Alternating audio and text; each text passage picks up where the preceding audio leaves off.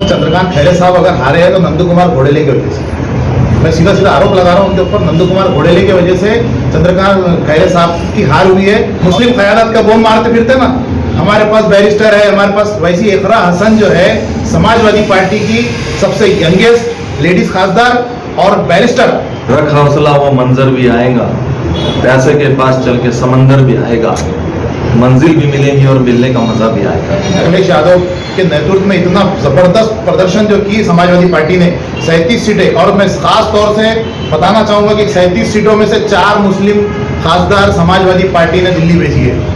MIM ने उत्तर प्रदेश के अंदर जाके 100 सीटें लड़ाई थी लास्ट टाइम, और वो 100 सीटों में कई मुस्लिम उम्मीदवारों पर आए, तो वैसे उनको भी हार का सामना करना पड़ा। हार कबूल करना चाहिए, उनको रोक के क्या फायदा है।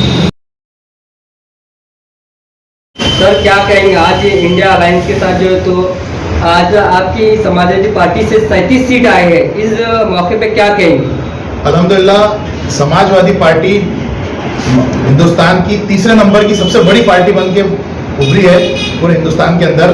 पहले नंबर पे जो बीजेपी आई है, दूसरे नंबर पे कांग्रेस आई, और तीसरे नंबर पे 37 सीटें एक ही राज्य से समाजवादी पार्टी की चुन के आई है। और समाजवादी पार्टी के पूरे इतिहास में अब तक के अखिलेश यादव के नेतृत्व में इतना जबरदस्त प्रदर्शन जो की समाजवादी पार्टी ने 37 सीटें, और मैं खास तौर से बताना चाहूंगा कि 37 सीटों में से 4 मुस्लिम खासदार समाजवादी पार्टी ने दिल्ली भेजी है। सबसे पहले रामपुर से जो एक हाफिज कुरान है, मौलाना महमूद नदवी साहब को भेजे समाजवादी पार्टी ने खासदार बना के।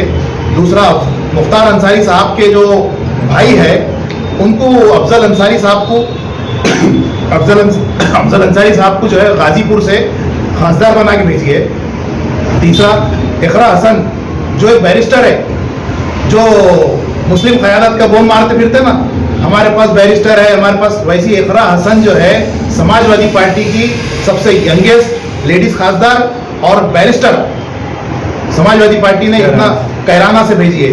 और जो है शफीकुल बर्क साहब के जो पोते हैं जियाउल बर्क साहब, उनको भी समाजवादी पार्टी ने मुस्लिम उम्मीदवार, ये 4 जो मुस्लिम उम्मीदवार दिए गए थे समाजवादी पार्टी ने, अल्हम्दुलिल्लाह ये सारे के सारे चुन के आए और भारी बहुमत से चुन के आए हैं। और मैं ये एक बात खास तौर से कहना चाहता हूँ कि अगर इंडिया अलायंस की सरकार वैसे तो बन रही है, और अगर इंडिया अलायंस की सरकार बनती है तो समाजवादी पार्टी के पास बहुत बड़े बड़े पद होंगे, ओहदे होंगे, और आप देखेंगे कि किस तरीके से हिंदुस्तान की सरकार चलाई जाती है। समाजवादी पार्टी और अखिलेश यादव साहब जो है राहुल गांधी जी के साथ मिलके सरकार बनाने जा रहे हैं, और इंशाल्लाह 1-2 दिन के अंदर ही सरकार का गठन होगा।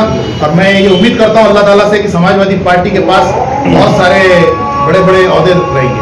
सर जैसा कि आप कह रहे हैं कि अभी अजान हो जाता थोड़ी देर पहले जो तो नीतीश कुमार और चंद्रबाबू नायडू ने जो तो एनडीए को समर्थन दिया है, क्या कहेंगे इस बारे में?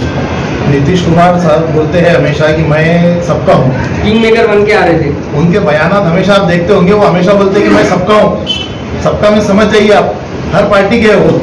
एक इशारा मुझे लगता है कि ज़्यादा दिन नहीं टिकेंगे उन्होंने वहाँ, कहीं ना कहीं उनके दिल में क्या है और दिखावा क्या है कुछ समझ नहीं आ रहा। मगर अल्लाह ताला की ज़ात से उम्मीद है कि इंडिया अलायंस की सरकार बनेगी। और एक बात बहुत महत्वपूर्ण बताता हूँ मैं कि अखिलेश यादव साहब की जो नेतृत्व वाला हमारा समाजवादी पार्टी का ये था, अलायंस था उत्तर प्रदेश के अंदर, उस अलायंस ने बीजेपी को रोकने में कामयाब हुआ है। जो पूरे हिंदुस्तान के अंदर हर पार्टी बोलती है कि हम बीजेपी को रोकेंगे, हम बीजेपी को रोकेंगे। सबसे बड़ा गठबंधन बना इंडिया अलायंस, और इंडिया अलायंस की सबसे बड़ी पार्टी जो है तो कांग्रेस के पास समाजवादी पार्टी थी, जिसने 64 सीटों पे उम्मीदवार उतारे थे, और जिसमें से 37 सीटें हमने जीत के आए, और अलायंस के 44 सीटें हमारे पास है।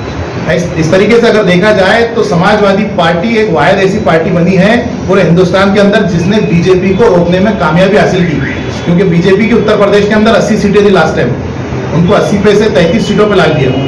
तो समाजवादी पार्टी बहुत बड़ी पार्टी बन के उभरी है। सर महाविकास आघाड़ी के कैंडिडेट जो थे चंद्रकांत खैरे साहब, तो कहीं ना कहीं कमजोर कल दिखाई दिए, और क्या खामियां रही जो कल हार गए? देखिए खामियां मैं बताऊंगा, चंद्रकांत खैरे साहब अगर हारे हैं तो नंदू कुमार घोडेले की वजह से। मैं सीधा सीधा आरोप लगा रहा हूँ उनके ऊपर। नंदू कुमार घोडेले की वजह से चंद्रकांत खैरे साहब की हार हुई है। और दूसरी बात, कांग्रेस, राष्ट्रवादी, समाजवादी, आम आदमी पार्टी और सीपीआई, सीपीएम, इन सब ने जो वोट दिया है वो तो चंद्रकांत खैरे साहब को मिला है। चंद्रकांत खैरे साहब को जो हिंदुत्ववादी वोट था वो नहीं मिला, वो उन्हें लेने में नाकाम रहे कहीं ना कहीं। मुसलमानों ने भी उनको वोट दिया है। जो मुसलमान कांग्रेस को, राष्ट्रवादी को, समाजवादी को वोट करते थे, वो मुसलमानों ने जो है चंद्रकांत खैरे साहब को, इंडिया अलायंस के और महाविकास आघाड़ी के उम्मीदवार को औरंगाबाद शहर के अंदर वोट दिया है। सर, आने वाले वक्त में आपको लगता है क्या समाजवादी पार्टी इंडिया अलायंस जो है तो बीजेपी को रोकने में कामयाब होंगी? जिस तरह से उनके बयान पिछले 5 साल में चल रहे थे, आपने देखा उत्तर प्रदेश में और पूरे देश में अगर सबसे बड़ी पार्टी किसी ने सिर्फ बीजेपी को रोका तो वो सिर्फ समाजवादी पार्टी, और कोई दूसरी पार्टी आपको दिखते नजर नहीं आएंगी। पूरे राज्यों का आप दौरा कर लीजिए, पूरे जैसा महाराष्ट्र के अंदर महाविकास आघाड़ी, जिसके अंदर राष्ट्रवादी थी, कांग्रेस थी, शिवसेना, उद्धव बाला साहब ठाकरे का गठ था, इन सब ने मिलकर, 3 पार्टियों ने मिलकर बीजेपी को रोका। वैसा वाहिद समाजवादी पार्टी ने उत्तर प्रदेश में 88 सीटों की 80 सीटों का उत्तर प्रदेश का ये है पूरा खासदार का, सबने मिलकर वहाँ कॉन्टेस्ट किया, मगर समाजवादी पार्टी अकेली ऐसी थी जिसने बीजेपी को रोकने में कामयाबी हासिल की। सर, अभी औरंगाबाद हाल ही में जो तो 2 फाइट 2 जोनों में मानी जा रही थी, चंद्रकांत खैरे महाविकास आघाड़ी के कैंडिडेट और दूसरे जो थे इम्तियाज अली एमआईएम से, लेकिन एक थर्ड पर्सन जो आके पीछे से आके जो थर्ड सर्वे में नहीं फर्स्ट पे आ गया, उनको कट्टर हिंदुत्व का वोट मिला है।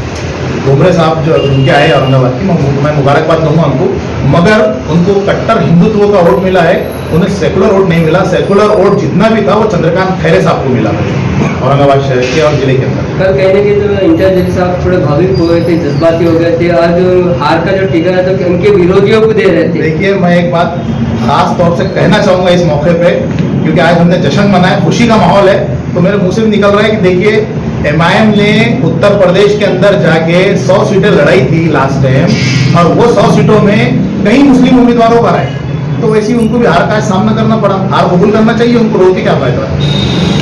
सर, कहीं आज हैदराबाद से एक स्टेटमेंट आया असद अवैसी साहब का कि मैं तो संसद में चले गया, लेकिन मेरा जो बाजू था एक बाजू नहीं रहा। आप बाजू बन के बैठिए ना, शफीकुल बर्क साहब के जो होते हैं, जियाउल बर्क साहब के साथ बैठिए। हमारे पास बैरिस्टर है इकरा हसन, उनके साथ बैठिए, आप उनका बाजू बनिए ना।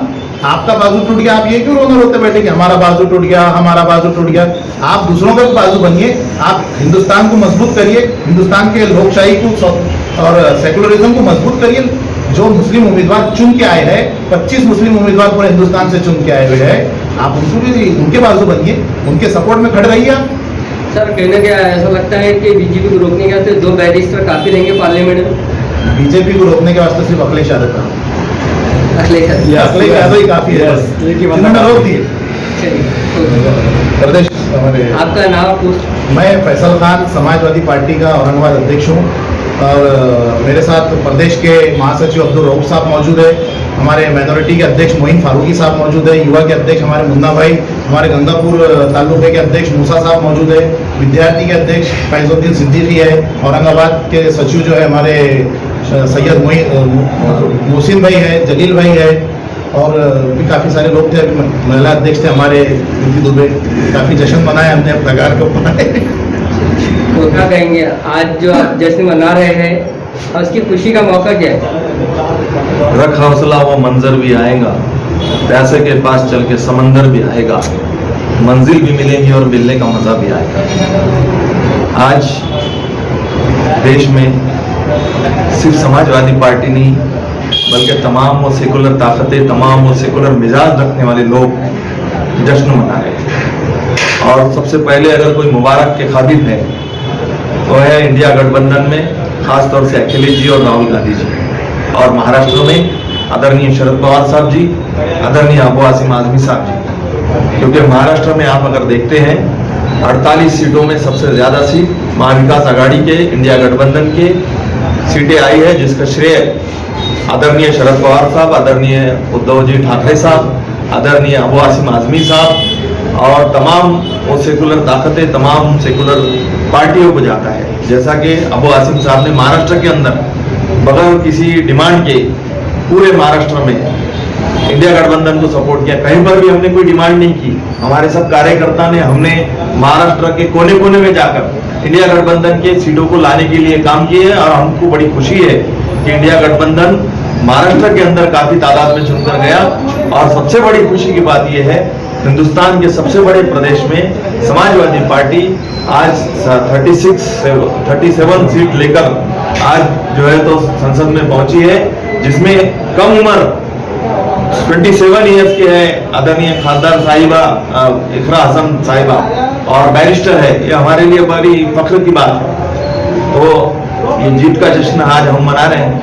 सर, आने वाले औरंगाबाद समय में जो है तो विधानसभा के इलेक्शन है अक्टूबर में, तो वहाँ विकास से खड़े करेंगे या अपनी पर्सनली भी खड़े करेंगे? अभी हमारी युति बरकरार है और इंशाअल्लाह ताला हम कोशिश करेंगे, जो हाईकमान का हमको आदेश आएगा वो उसका हम पालन करेंगे और हम हमारी तैयारी में लगे हुए।